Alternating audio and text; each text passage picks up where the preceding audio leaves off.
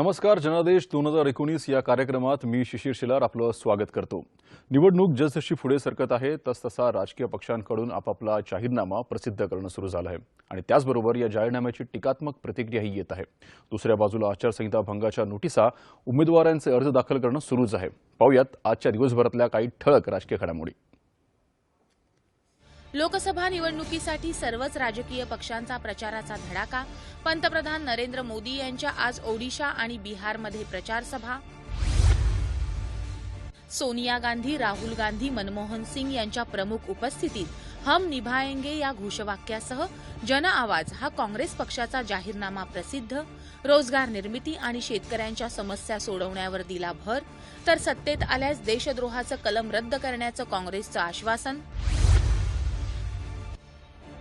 शिक्षा और स्वास्थ्य हिंदुस्तान के भविष्य के लिए बहुत जरूरी है। शिक्षा में हमने निर्णय लिया है कि जीडीपी का 6% पैसा हिंदुस्तान की शिक्षा में दिया जाए। यूनिवर्सिटीज, कॉलेजेस, आईआईटीज, आईआईएम, हमारे जो बेहतर सबसे टॉप क्वालिटी के इंस्टीट्यूशंस हैं, हम उनको सब जगह सब लोगों के लिए एक्सेसिबल बनाना चाहते हैं. भाजपाचे ज्येष्ठ नेते अरुण जेटली यांची काँग्रेसच्या जाहीरनाम्यावर सडकून टीका. इस मैनिफेस्टो में ऐसे एजेंडाज हैं जो देश को तोड़ने का काम करते हैं, राष्ट्र की एकता के खिलाफ जाते हैं और जो कांग्रेस पार्टी और विशेष रूप से गांधी परिवार की, नेहरू गांधी परिवार की ऐतिहासिक भूल थी जम्मू कश्मीर के संबंध में, जिसके लिए देश कभी उनको माफ नहीं कर सकता, उस एजेंडा को और आगे खतरनाक रूप से बढ़ाने का प्रयास करते हैं. तर काँग्रेसचा जाहीरनामा म्हणजे मुनगेरी लाल के हसीन सपने असल्याची मुख्यमंत्री देवेंद्र फडणवीस यांची प्रतिक्रिया. बसपा अध्यक्ष मायावती यांची ओडिशातल्या भुवनेश्वरमध्ये सभा. मायावती यांचं विरोधकांवर टीकास्त्र. लोकसभा निवडणुकीसाठी काँग्रेसची महाराष्ट्र, राजस्थान आणि गुजरातमधील 9 उमेदवारांची यादी जाहीर. अखेर पुण्याचा काँग्रेसचा उमेदवार जाहीर. पुण्यातून मोहन जोशी यांना उमेदवारी, तर रावेर मतदारसंघात राष्ट्रवादी काँग्रेसनं सोडलेल्या जागेवर काँग्रेसच्या डॉक्टर उल्हास पाटील यांना उमेदवारी. लोकसभा निवडणुकीच्या चौथ्या टप्प्यासाठी आज अधिसूचना जारी. या टप्प्यासाठी 29 एप्रिलला देशातील 71 मतदारसंघात होणार मतदान. लोकसभा निवडणुकीसाठी जालना मतदारसंघातून भाजपा शिवसेना युतीचे उमेदवार रावसाहेब दानवे यांचा उमेदवारी अर्ज दाखल. मुख्यमंत्री देवेंद्र फडणवीस यांच्यासह विधानसभा अध्यक्ष हरिभाऊ बागडे, केंद्रीय मंत्री रामदास आठवले आणि शिवसेनेचे अर्जुन खोतकर यावेळी उपस्थित. जोरदार शक्तीप्रदर्शन करत पुणे मतदारसंघाचे शिवसेना भाजपा युतीचे उमेदवार गिरीश बापट यांनी दाखल केली उमेदवारी, तर उत्तर मुंबई मतदारसंघातून भाजपाचे गोपाळ शेट्टी यांचा उमेदवारी अर्ज दाखल. शिर्डी मतदारसंघात काँग्रेसच्या भाऊसाहेब कांबळे यांची उमेदवारी दाखल. सातारा मतदारसंघात काँग्रेस राष्ट्रवादी काँग्रेसचे उमेदवार उदयनराजे भोसले यांनी माजी मुख्यमंत्री पृथ्वीराज चव्हाण आणि माजी उपमुख्यमंत्री अजित पवार यांच्या उपस्थितीत भरला उमेदवारी अर्ज. निवडणुकीच्या तोंडावर कोल्हापूर जिल्ह्यात राष्ट्रवादी काँग्रेस आणि काँग्रेस पक्षातील मतभेदांवर तोडगा काढण्यासाठी राष्ट्रवादी काँग्रेसचे अध्यक्ष शरद पवार यांची आज कोल्हापुरात विविध नेत्यांशी चर्चा. लोकसभा निवडणुकीसाठी राज्यातल्या 10 मतदारसंघात महामतदार जागृती अभियानाला सुरुवात. राज्याचे मुख्य निवडणूक अधिकारी अश्वनी कुमार तसंच माहिती आणि प्रसारण मंत्रालयाचे पश्चिम विभागाचे महासंचालक RN मिश्रा यांनी केला अभियानाला प्रारंभ. या अभियानाअंतर्गत 10 मतदार जागृती व्हॅन महाराष्ट्रभर 1200हून अधिक ठिकाणी विविध माध्यमातून लोकसभेच्या या महापर्वात सहभागी होण्याचं करणार आवाहन.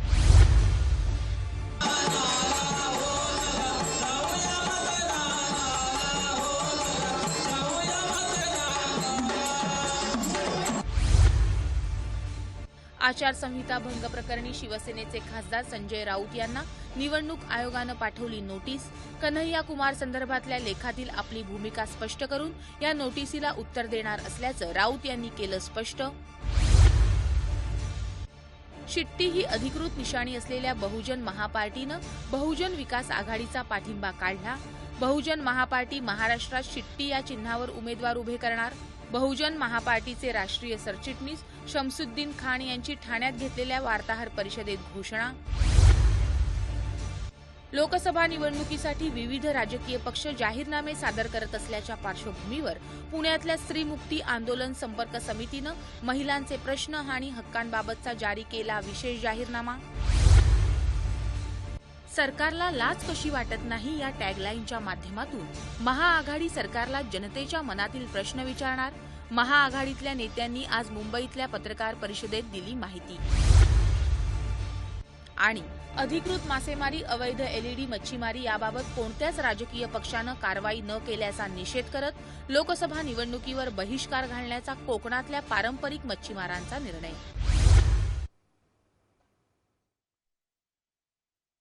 पद आणि राज्याचं मुख्यमंत्रीपद भूषवलेल्या तसंच कडक शिस्तीच्या म्हणून ओळखल्या जाणाऱ्या दिवंगत शंकरराव चव्हाण यांचा मतदारसंघ म्हणून नांदेडची ओळख आहे. शीख धर्मियांचं मोठं श्रद्धास्थान म्हणूनही या मतदारसंघाची ओळख आहे. घेऊयात या मतदारसंघाचा आढावा. मराठवाड्याची सांस्कृतिक राजधानी म्हणून नांदेडची ओळख आहे. गोदावरी नदीच्या तीरावर असलेल्या या जिल्ह्यात शीखांचे 10वे गुरु श्री गोविंदसिंगजी यांचं वास्तव्य होतं. या लोकसभा मतदारसंघातून राज्याचे माजी मुख्यमंत्री शंकरराव चव्हाण आणि अशोकराव चव्हाण यांनी प्रतिनिधित्व केलं आहे. आतापर्यंत झालेल्या 17 निवडणुकांपैकी केवळ 3 वेळा काँग्रेसेतर खासदार निवडून आले आहेत. भाई केशवराव धोंडगे, डॉक्टर व्यंकटेश काब्दे आणि डी.बी. पाटील यांचा यात समावेश आहे. या व्यतिरिक्त हा मतदारसंघ कायमच काँग्रेसचा बालेकिल्ला मानला गेला. या मतदारसंघात नांदेड उत्तर, नांदेड दक्षिण, भोकर, देगलूर, मुखेड आणि नायगाव या 6 विधानसभा मतदारसंघांचा समावेश होतो. यापैकी 3 ठिकाणी काँग्रेस, 2 ठिकाणी शिवसेना आणि 1 ठिकाणी भाजपाचा आमदार आहे. गेल्या वर्षी झालेल्या नांदेड महानगरपालिकेच्या निवडणुकीत 81 पैकी 73 जागा मिळवून अशोक चव्हाण यांनी आपलं वर्चस्व पुन्हा एकदा सिद्ध केलं.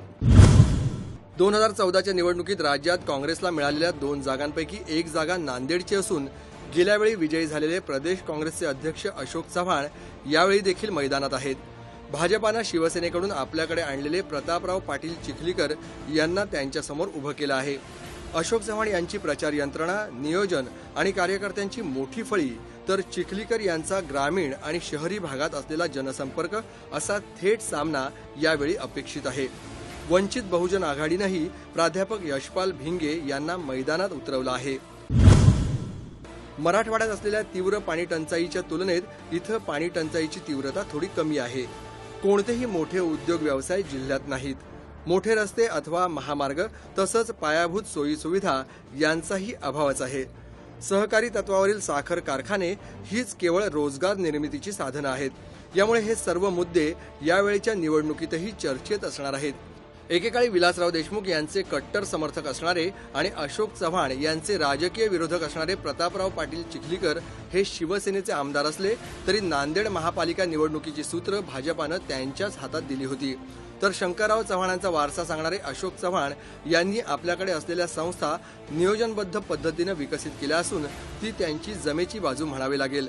वंचित बहुजन आघाडी या मतदारसंघात किती प्रभाव दाखवते यावर या लढतीचं चित्र अवलंबून आहे.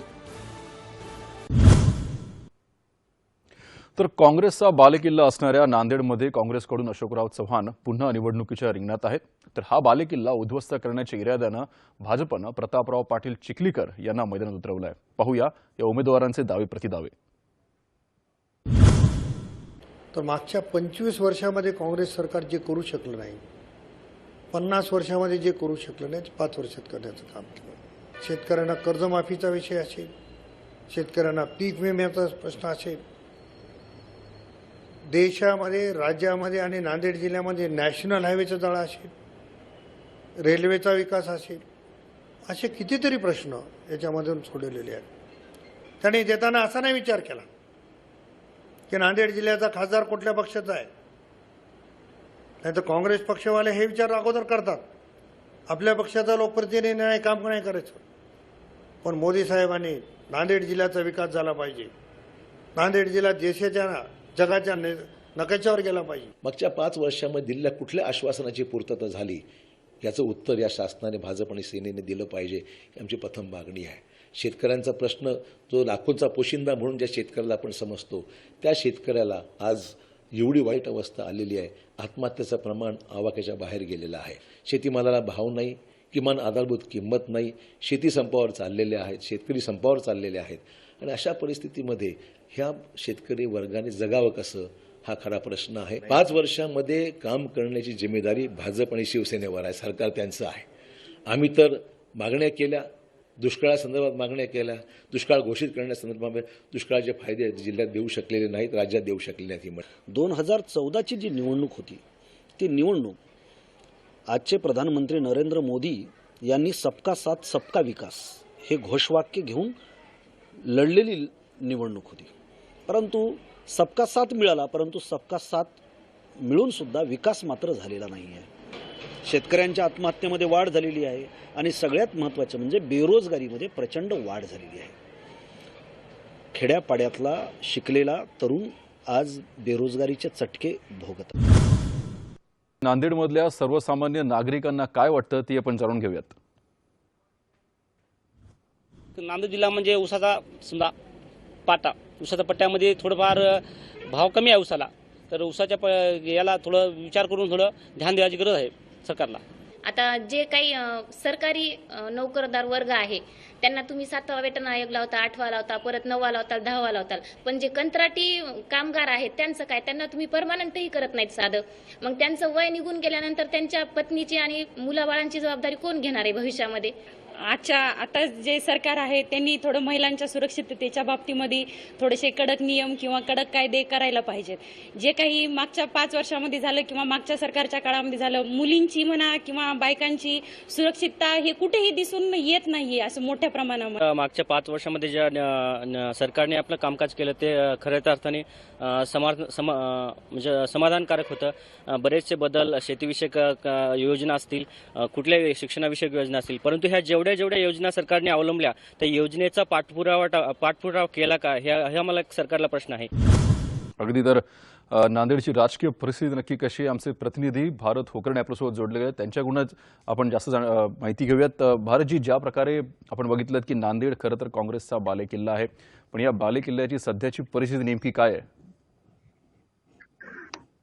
नांदेड जो आहे हा पूर्वपार काँग्रेसचा बालेकिल्ला आहे.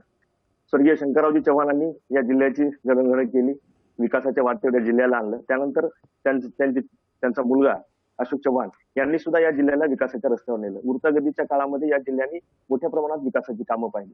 मात्र मागच्या 5 वर्षाच्या काळामध्ये जिल्हा ठप्प पडल्यासारखी परिस्थिती आहे असं वाटतं. औद्योगिक विकास असतील, कृष्णूर MIDC आहे, त्या ठिकाणी मोठ्या प्रमाणामध्ये उद्योग व्यवसाय आहेत, मात्र राज्य किंवा देश पातळीवरचा कुठला मोठा उद्योग त्या ठिकाणी नाही. NTC मिल आहे, त्याच्यानंतर टेक्सकॉम आहे, हे उद्योग व्यवसाय बंद पडलेले आहेत. यासाठी सरकारनं काहीतरी करायला पाहिजे.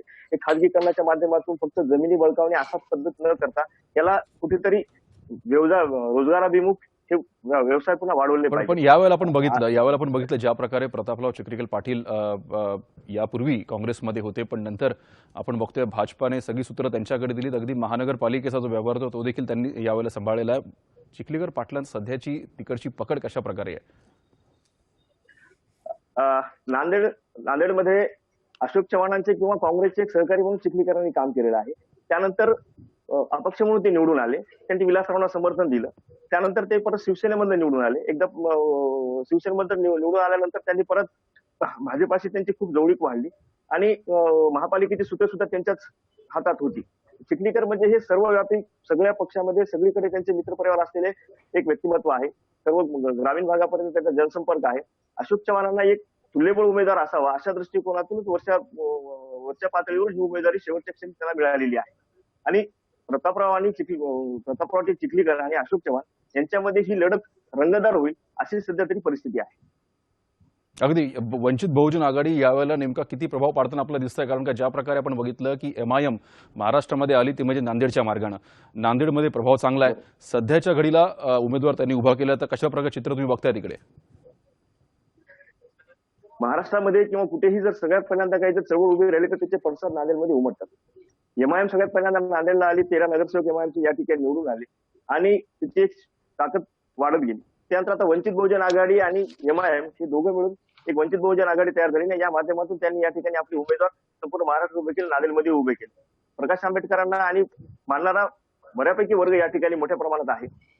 अशी ही लढत आता अशोक चव्हाण, काँग्रेसचे अशोक चव्हाण आणि प्रतापवाडी चिखलीकर यांच्यामध्ये ही होणारी जी लढत आहे या वंचित बहुजन आघाडीच्या याच्यामध्ये रंगत आलेली आहे. कारण काँग्रेसचा जो पारंपरिक मतदार आहे, हक्काचा मतदार आहे, त्याच्यावरती त्यांनी दावा केल्या कारणाने याच्यामध्ये रंगत येणार आहे आणि वंचित बहुजन आघाडी बऱ्यापैकी याच्यामध्ये कसे समीकरण होतील हे ठरवेल असं निश्चितच वाटते.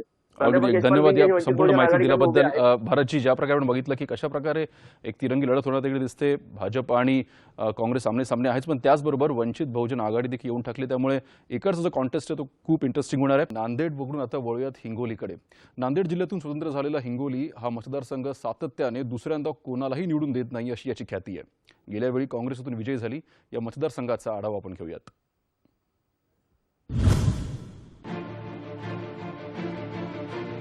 भाविकांचं श्रद्धास्थान असलेल्या 12 ज्योतिर्लिंगांपैकी 8वं ज्योतिर्लिंग औंढा नागनाथ हिंगोली जिल्ह्यात असून इथं महाभारत काळात धर्मराजाने बांधलेलं हेमाडपंथी, द्वादशकोणी आणि शिल्पसमृद्ध असलेलं मंदिर प्रसिद्ध आहे.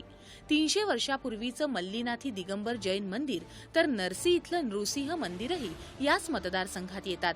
संत नामदेव यांचा जिल्हा म्हणून हिंगोलीची ओळख आहे. कोणत्याही एका राजकीय पक्षाच्या पाठीमागे सातत्यानं उभा न राहिलेला मतदारसंघ म्हणून हिंगोली मतदारसंघाची ओळख आहे. हिंगोली जिल्ह्यातील हिंगोली, वसमत, कळमनुरी तर यवतमाळ जिल्ह्यातील उमरखेड आणि नांदेड जिल्ह्यातील हदगाव तसंच किनवट असे 6 विधानसभा मतदारसंघ मिळून हा मतदारसंघ बनला आहे. यापैकी 2 आमदार भाजपाचे, 2 शिवसेनेचे तर प्रत्येकी 1 काँग्रेस आणि राष्ट्रवादी काँग्रेसचे आहेत. गेल्यावेळी भारतीय राष्ट्रीय युवक काँग्रेसचे अध्यक्ष राजीव सातव यांनी शिवसेनेच्या सुभाष वानखेडे यांचा इथून पराभव केला होता. यावेळी सातव निवडणुकीच्या रिंगणात नाहीत तर सुभाष वानखेडे काँग्रेसच्या तिकिटावर इथून निवडणूक लढवत आहेत. त्यांच्यासमोर शिवसेनेकडून हेमंत पाटील यांना उमेदवारी मिळाली असून बहुजन वंचित आघाडीचे मोहन राठोड हेही मैदानात आहेत.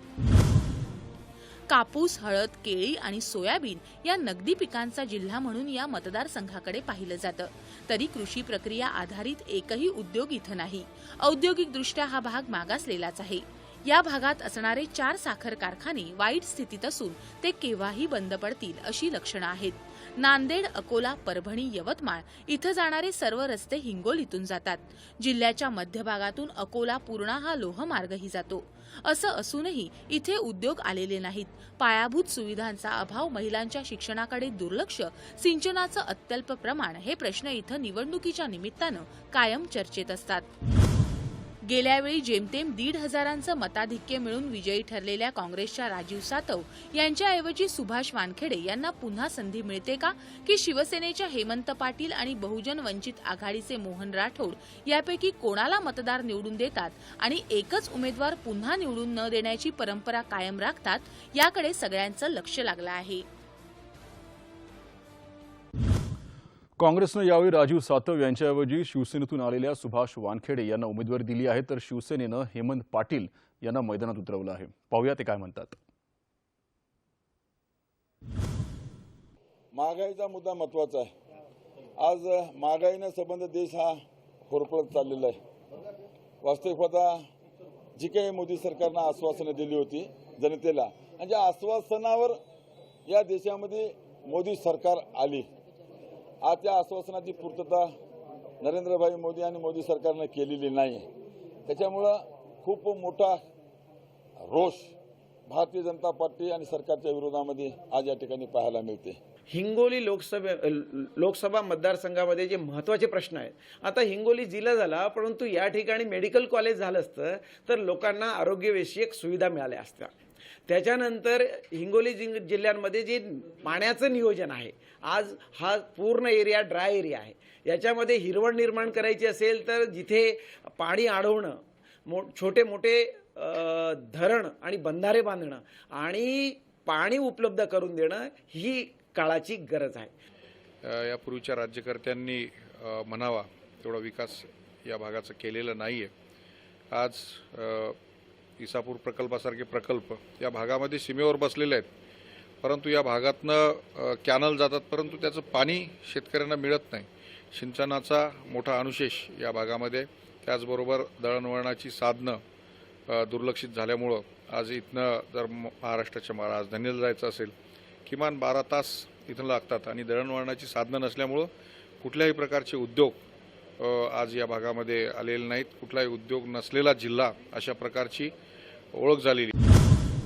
हिंगोली संदर्भातल्या राजकीय परिस्थिती अधिक माहिती घेऊयात। आमच्या हिंगोलीच्या प्रतिनिधी अरुणा होकणे आपल्यासोबत जोडल्या गेल्या आहेत। अरुणाजी, हिंगोली जर बघायला गेलं तर एक असा मतदारसंघ ज्यावेळेला एक खासदार दुसऱ्याला निवडून येत नाही अशी त्याची ओळख आहे, या पाठीमागचं नेमकं कारण काय? हिंगोली लोकसभा मतदारसंघ हा एकूण 3 जिल्ह्याचा मतदारसंघ झालेला आहे। त्याच्यामध्ये हिंगोलीचे 3 विधानसभा मतदारसंघ येतात। किनवटमध्ये नांदेड जिल्ह्यातील 2, हादगाव आणि किनवट, तसेच विदर्भातील यवतमाळमधील उमरखेड, असा 3 जिल्ह्याचा मिळून हा लोकसभा मतदारसंघ झाल्यामुळे इथे कुठल्याही एका पक्षाचे वर्चस्व राहिलेले नाही आणि तिथे एकंदर कोणत्याही औद्योगिकदृष्ट्या, शैक्षणिकदृष्ट्या कुठल्याही नेत्यांनी हिंगोली जिल्ह्याचा एकंदर विकास नसल्यामुळे आणि वंचित राहिल्यामुळे तिथून जाणारा प्रत्येक वेळेस नवीन उमेदवार निवडून जातो। असं असताना यावेळेला पण बघितलं की राजीव सातव यांचं तिकीट ते नाकारलं, त्यांनी तिकीट त्यांनी सांगितलेलं निवडणूक लढवायची नाही, पण त्यांच्याऐवजी आपण बघितलं सुभाष वानखेडे मागच्या वेळेला शिवसेनेत होते, त्यांना पराभव पत्करावा लागला, पण यावेळेला त्यांना काँग्रेस तिकीट दिले।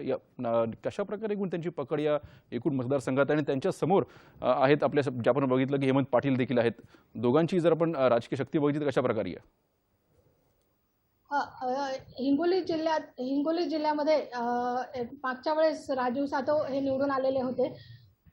त्यांनी 1632 मतांनी, अल्पमतांनी सुभाष वानखेडे यांना पराभूत केलेलं होतं, परंतु एकंदर हे सुभाष वानखेडे हे भाजप, शिवसेना सगळीकडून प्रवास करून आल्यानंतरही त्यांना उमेदवारी कदाचित नसल्यामुळे इकडून काँग्रेसकडून त्यांनी उमेदवारी इच्छा व्यक्त केल्यामुळे त्यांना राजीव सातव हे गुजरातचे प्रभारी म्हणून काम करत असल्यामुळे त्यांनी तिथून माघार घेतल्यामुळे सुभाष वानखेडे यांना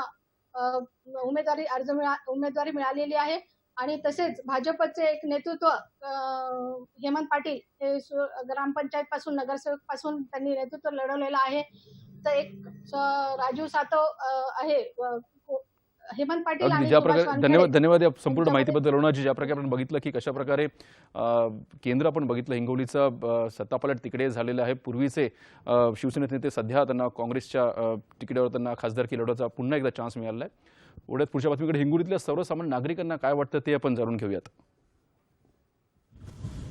नवीन येणारा मतदार हा अतिशय निस्वार्थ आपली मते संसदेत परखडपणे मांडणारा आणि तिथे जो काही निधी उपलब्ध होणार आहे हिंगोली जिल्ह्यासाठी त्याचं युटिलायझेशन खूप छान करणारा असावा असं आमच्या गृहिणींना सगळ्यांना वाटतं आहे। जो उमेदवार आता या काँग्रेस असो का भाजप असो का सेनेचा असो, जर कुणी जरी असलं तर फक्त आम्हाला आमचे सर्व कामं आणि सर्व शैक्षणिकदृष्ट्या शेतकऱ्याच्या प्रश्नावर असे प्रश्न समोर मांडणारे असे उमेदवार आम्हाला हवे आहेत। हिंगोलीचा सगळ्यात मोठा प्रश्न असा आहे की स्थानिक नेत्याला कधीच प्राधान्य दिले गेले नाहीये। इथे शिवसेना असो काँग्रेस असो बाहेरून आणून इथे नेता आमच्यावर थोपवले जात आहे। 10वी-12वी झाल्यानंतर विद्यार्थ्यांना वेगवेगळे प्रशिक्षण घेण्यासाठी मोठमोठ्या शहरांमध्ये जावं लागतं। जर आपल्या हिंगोली जिल्ह्यामध्येच याची व्यवस्था झाली तर त्यांची विद्यार्थ्यांची आणि पालकांची दोघांची फरफट थांबवू शकते। हिंगोली या 2 मतदारसंघांचा आढावा आपण आज घेतला। याचबरोबर जनादेश 2019चा हा भाग इथंच संपला। उद्या पुन्हा भेटूयात काही नवीन राजकीय घडामोडीसोबत आणि त्यासोबतच सांगली आणि सातारा या मतदारसंघांचा आढावा देखील आपण घेणार आहोत। जनादेशचे कार्यक्रमाचे सर्व भाग आपण YouTube आणि ट्विटरवर आता पाहू शकता। तेव्हा पुन्हा भेटू उद्या संध्याकाळी 7:30 वाजता आपल्या सह्याद्री वाहिनीवर। नमस्कार।